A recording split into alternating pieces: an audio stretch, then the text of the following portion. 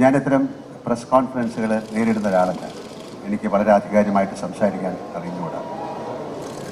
ഇത്തരം എന്താ പറയേണ്ട ഒരു സംസാരത്തിലേക്ക് എനിക്ക് എത്തിച്ചേരാൻ കഴിയുന്നത് എനിക്ക് തോന്നുന്ന സത്യങ്ങളും എൻ്റെ ശരിയും എൻ്റെ യുക്തിയും എൻ്റെ ബുദ്ധിയുമാണ്.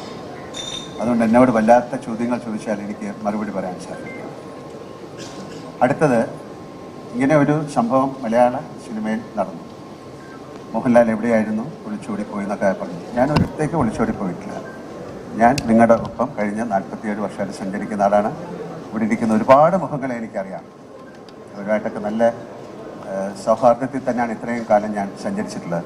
അതുകൊണ്ട് ഒളിച്ചോടിപ്പോയിട്ടില്ല. എൻ്റെ വ്യക്തിപരമായ കാരണങ്ങൾ, ഞാൻ കഴിഞ്ഞ കുറേ നാളുകളായിട്ട് കേരളത്തിലില്ലായിരുന്നു.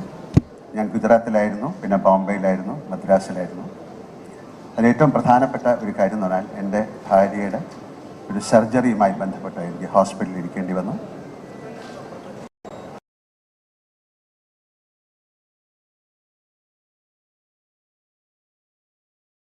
വിദേശത്തു നിന്നുള്ള ആൾക്കാരാണ് വന്നിരിക്കുന്നത്. അവരുടെ ഒരു കോൺട്രാക്റ്റാണ്. ആ കോൺട്രാക്ട് കഴിഞ്ഞ് അവർ തിരിച്ചു പോകും. അപ്പം അതിൽ നിന്ന് പെട്ടെന്ന് വരാൻ എനിക്ക് സാധിച്ചില്ല. എന്തായാലും എൻ്റെ സിനിമയുടെ റിലീസൊക്കെ മാറ്റിവെച്ചു. കാര്യം ഈ സമയത്ത് അത് മുന്നോട്ട് കൊണ്ടുപോകാൻ സാധിക്കില്ല. അപ്പം അതുകൊണ്ടാണ് ഞാൻ വരാതിരുന്നത്, അല്ലാതെ വ്യക്തി കാരണങ്ങൾ കൊണ്ടല്ല. സ്ഥലത്തും സംഭവിക്കുന്ന ഒരുപാട് കാര്യങ്ങൾ സിനിമയിലും സംഭവിക്കുന്നു. ഇതിനെ ഒരിക്കലും ഞാൻ പ്രോത്സാഹിപ്പിക്കുകയല്ല. എല്ലാ മേഖലയിലും ഇത്തരം കാര്യങ്ങൾ ഉണ്ടാകാറുണ്ട്. ഹിമ കമ്മിറ്റി റിപ്പോർട്ട് വളരെയധികം സ്വാഗതാർഹമാണ്. ഞാൻ 2 പ്രാവശ്യം ആ കമ്മിറ്റിയുടെ അങ്ങനെ സപ്പോർട്ട് ചെയ്യാൻ പറ്റും. പ്രോപ്പറായ തെളിവുകളും കാര്യങ്ങളും ഉണ്ടെങ്കിൽ അങ്ങനെ ഒരു കുറ്റം ചെയ്തിട്ടുള്ള ആളുകൾ ശിക്ഷിക്കപ്പെടണം എന്ന് തന്നെയാണ് എൻ്റെ അഭിപ്രായം. മലയാള സിനിമയുടെ എല്ലാ അഭിപ്രായവും അങ്ങനെ ആയിരിക്കുമെന്ന് ഞാൻ വിശ്വസിക്കുന്നു. കാര്യം അതിന് ആരും ഒരു എതിരഭിപ്രായം പറയാൻ താല്പര്യപ്പെടില്ല. ഇതാണ് എനിക്ക് നിങ്ങളോട് പറയാനുള്ളത്. ദയവ് ചെയ്ത് നിങ്ങളെല്ലാവരും കൂടെ സഹകരിച്ച് ഈ ഒരു ക്രൈസിസിനെ, നമുക്കിപ്പം ഇതിനു മുമ്പ് എന്താണ് നടന്നത്, വളരെ ഇന്ത്യ കാണാത്ത ഒരു വലിയ ദുരന്തമാണ് നടന്നത്, ഒരു ഉരുൾപൊട്ടൽ. പക്ഷെ അതിനെയൊക്കെ നമ്മൾ അതിജീവിച്ചു. പ്രളയം, അതൊക്കെ അതിജീവിച്ചു. നിരവധിയായ ഒരുപാട് പേര് അതിലൊഴിച്ചു പോയിട്ടുണ്ടാകും.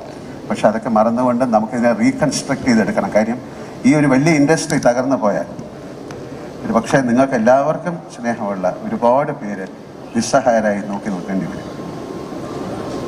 അത് വളരെ പാവപ്പെട്ട ആൾക്കാരുണ്ട്, അതിൽ സിനിമയിൽ അഭിനയിക്കുന്നവരുണ്ട്, അഭിനയിക്കാത്തവരുണ്ട്. പിന്നെ ഇത്തരം ആളുകൾക്കുള്ള എങ്ങനെയാണ് ഇവർക്കൊക്കെ ഒരു ജൂനിയർ ആർട്ടിസ്റ്റ് എന്ന് പറയുന്നവർക്ക് ഒരു അസോസിയേഷൻ ഉണ്ടാകണം. കാര്യം നമ്മൾ പലപ്പോഴും പോകുമ്പോൾ അതൊരു ഏജൻസിയാണ്. അവരാണ് നമുക്ക് അവരെ ആൾക്കാരെ കൊണ്ടുവരുന്നത്.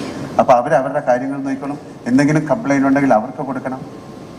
അപ്പോൾ ഇതിനൊരു നിയമ നിർമ്മാണം ഉണ്ടാക്കാൻ മലയാള സിനിമയിൽ ആക്ടേഴ്സ് എന്ന് പറയുന്നത് 500 പേരുണ്ടെങ്കിൽ എല്ലാവരും വളരെ എന്താ പറയുക, വളരെ സെൻറ്റിമെൻ്റലാണ്, പെട്ടെന്ന് എക്സൈറ്റഡ് ആയിരുന്ന ആൾക്കാരാണ്. അവർക്ക് ഇങ്ങനെയുള്ള കാര്യങ്ങൾ പെട്ടെന്ന് അതിൽ തളർന്നു പോകുന്ന ആൾക്കാരാണ്. അപ്പോൾ അവരെ തളർത്താതെ ദയവ് ചെയ്ത് ഇങ്ങോട്ടേക്കാണെന്ന് പറയാൻ എനിക്ക് ബുദ്ധിമുട്ടാണ്. കാരണം വളരെയധികം സങ്കടം. ആര് സംസാരിച്ചു ആര് സംസാരിച്ചില്ല എന്നുള്ളതല്ല, എനിക്ക് പറയാനുള്ളത് ഇതാണ്. ഞാനപ്പം ഒരു അമ്മയുടെ പ്രസിഡൻ്റ് എന്നുള്ള രീതിയിലല്ല, കഴിഞ്ഞ 47 വർഷം സിനിമയുമായിട്ട് സഹകരിച്ച് ഒരുപാട് മലയാള സിനിമയ്ക്ക് ഏറ്റവും നല്ല സമയമുള്ള ഒരു കാലമാണിത്. സൗത്ത് ഇന്ത്യൻ ഫിലിംസ് എല്ലാം നോർത്തിലും അല്ലെങ്കിൽ ഇന്ത്യ മുഴുവനും അല്ലെങ്കിൽ പാൻ ഇന്ത്യ അല്ലെങ്കിൽ ഇൻ്റർനാഷണൽ, ഇപ്പോൾ കാനിലൊക്കെ ഒരുപാട് സിനിമകൾ ശ്രദ്ധിക്കപ്പെടുന്ന ഒരു സമയമാണ്. ഇത് വലിയ നാഷണൽ ന്യൂസായി ഇൻ്റർനാഷണൽ ന്യൂസായിട്ട് ഈ വ്യവസായം തകർന്നു പോകരുത് എന്ന് ആത്മാർത്ഥമായിട്ട് ആഗ്രഹിക്കൂ. നിങ്ങളും എന്നോടൊപ്പം ആഗ്രഹിക്കൂ. ദയവ് ഇതിൽ കൂടുതൽ എനിക്കൊന്നും പറയാനില്ല. Thank you so much.